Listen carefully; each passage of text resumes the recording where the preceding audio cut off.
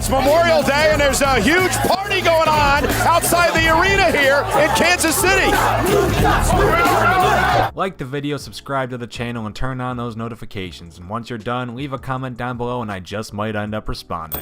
Watch AEW. That's not our new channel, it's just a really good idea. For almost a calendar year now, we've gotten to enjoy watching the rise of the most interesting thing to happen to pro wrestling all decade. That's right, even better than farting Natalia. AEW has a solid handful of former WWE performers that weren't too satisfied, and while AEW has made it clear that they don't want to TNA themselves into just hiring ex-Vince employees, that doesn't make potential speculation any less interesting. I'm D Wicked from Watching WWE, and here's 10 WWE wrestlers who might leave for AEW soon. You know, if there is a god. Number 10, Aleister Black. Aleister Black's gimmick right now is sitting in a room and begging people to knock on his door. What the actual is that? You got one of the most uniquely gifted and intriguing wrestlers on the planet today, and you toss him in a room and you beg people to fight him? Huh. Why not just, let him fight people? I don't think he's had a single main roster match besides against Cesaro since his re-debut, and it is so infuriating. Also, the dude legit cannot go to Saudi Arabia because of his satanic tattoos, and despite having a wife working in WWE, Aleister really doesn't seem like the kind of guy to put his morals to the side for a brand. Ship him, and why not Zelina too? Ship Aleister Black and Zelina Vega off to Cody, please and thank you. Pick a fight with me. Number 9, Shinsuke Nakamura. Shinsuke Knox is currently the Intercontinental Champion, and I would like you, right now in the comments, you, to tell me one memorable match he has had with that title around his waist. For God's sake, he won the belt off Finn Balor, and he's got Sami Zayn for a mouthpiece. And I could not care less. Now, Shinsuke ranks low for potentially obvious reasons. We've all enjoyed a good Knock America surfing video on Instagram, and clearly he has too, as WWE right now feels like more of a vacation for him than anything. However, given that Knock was one of the top guys holding up the struggling New Japan throughout the 2000s, he comes off as the kind of guy who would only want to stay in his current position for so long. Now in the wall, another! Kane shots a knee strike, cover, Nakamura is pinned. Number 8, Sami Zayn. Just give him to me too. Hell, you can ship both Nakamura and Zayn over to AEW together and keep their gimmick the exact same. Give me heel Shinsuke with his heel mouthpiece, Sami Zayn. There's just one slight little change that make. Let the dude wrestle. Oh my God, he's a wrestler. Let him wrestle. I'm really hamming this one up. There's a lot of great wrestlers out there. So many, I think it's truly easy to forget about someone's talents nowadays, especially when they are lost inside of a shuffle. And WWE right now is 4 decks of cards thrown inside a giant fan. So Sammy's spotlight is not going to be coming back anytime soon. He peaked in NXT. He is never going to... Shinsuke and Sammy together are never going to beat their NXT TakeOver Dallas match. So watch that match and then send AEW a tweet telling them to sign both of these guys. Realize your worth and throw that mask back on and give AEW El Generico. Incredible athlete. Oh my God! Number 7, Dolph Ziggler. I almost don't even want to see Dolph Ziggler wrestling in AEW, but then I remember, wait a minute, Vince McMahon doesn't work at AEW, so he might actually be used right. I know, I bash Vince a lot around this channel, but, look at Dolph Ziggler's career, especially after 2016. Can you blame me? What in the actual hell is this guy supposed to be? He's still just as good, if not better, than his prime, yet he's been so twisted and turned as a character so many different ways. I can't even consider caring about him anymore. As a character, he's like the Big Show now. AEW managed to take a dead-on-arrival Ty Dillinger off the main roster, gave him a sweet new look, and paired him with one of the greatest wrestling minds in history as his manager. And look what happened. They just gave him a big win over a very popular babyface on their last pay-per-view. And that is what this company did to someone who was all gimmick. Imagine what a ring general veteran roast master like Ziggles could accomplish. Dolph Ziggler!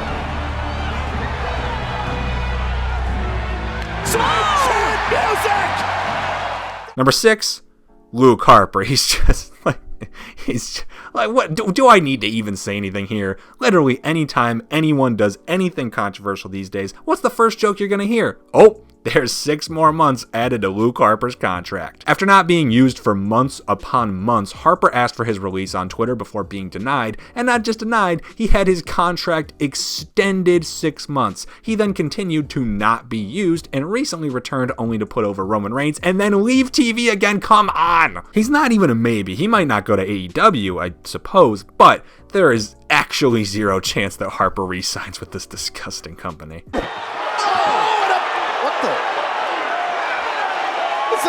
No!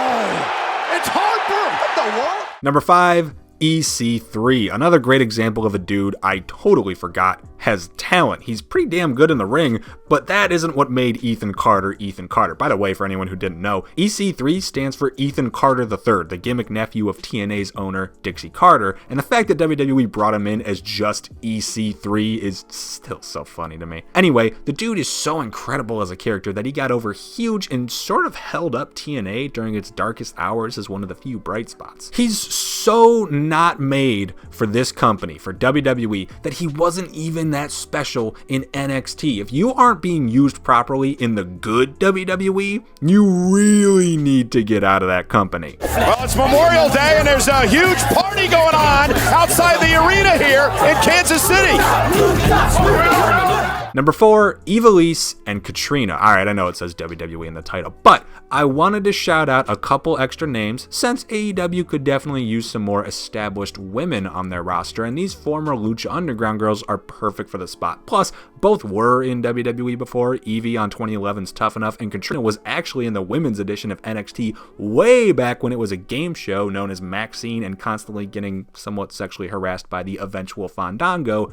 Good times indeed. Ivelisse, the self-proclaimed baddest bitch in the room, has already made a debut for AEW, but it was in the Women's Casino Battle Royal, and probably as a one-off. She could still sign. We don't know yet, but she would be a great asset. Katrina, though, she's never been that great in the ring, especially not in Lucha Underground, but wow, she is literally perfect for the role as the Dark Manager's valet / creepy spokeswoman, whatever you want. Watch any of her work alongside Mil Muertes. He's the man of 1,000 deaths, and that sentence alone should make it really easy to imagine Katrina besides Evil Uno on that human throne. Whether they believe in the power of the stone, they understand it can be used as a weapon. DDT! Number 3, The Revival.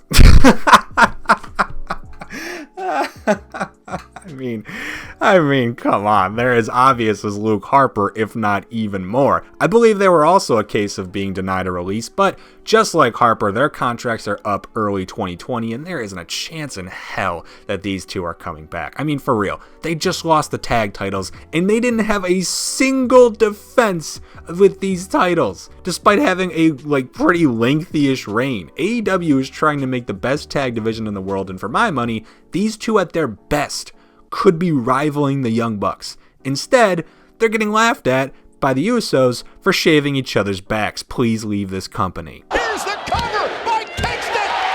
Tag Team Champions for a 7th time! Number 2, Liv Morgan. Here's an interesting one. I wanted to throw a total curveball name out there, but man, do I love me some Liv. She's really good in the ring nowadays, at least far better than she was in NXT, really sound with her character work, and very underutilized. She shouldn't be the women's champ or anything, but Jesus, she should be on TV. She lost a match in quick fashion to Charlotte in her first TV match in ages before grabbing a mic and yelling that she needed to get real, or that she'd be real, or be real next time. I really don't know, something like that. I can't remember because that was in August and she still hasn't done anything since. Liv, you are a star in the making, star on the rise.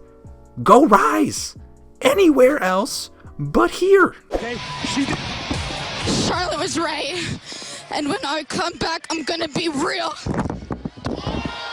And number 1, Cedric Alexander. Now, initially, Rusev wasn't just on this list, but he was actually on the very top. He was number 1. That was until a tweet came out where he said he'd go back to Saudi because he gets paid a lot for it.